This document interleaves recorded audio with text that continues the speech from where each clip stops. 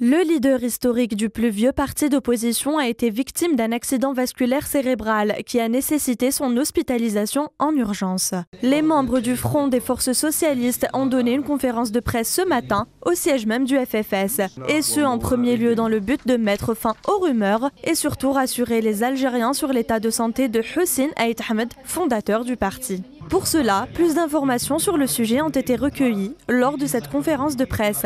Sa famille aurait envoyé un message à la direction du FFS, accompagné de son bulletin médical qui fait état d'une série d'AVC affectant le centre de la parole.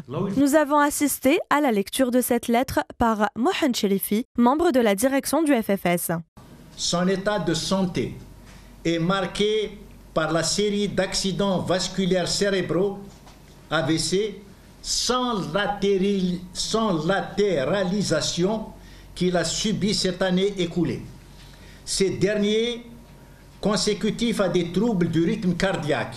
À une question sur l'avenir du parti après la disparition de son leader, Mohamed Nabou nous répond. Nous sommes tous des Ait Ahmed. Le combat continue. Il est le père spirituel de ce parti et nous assurons la continuité de son travail.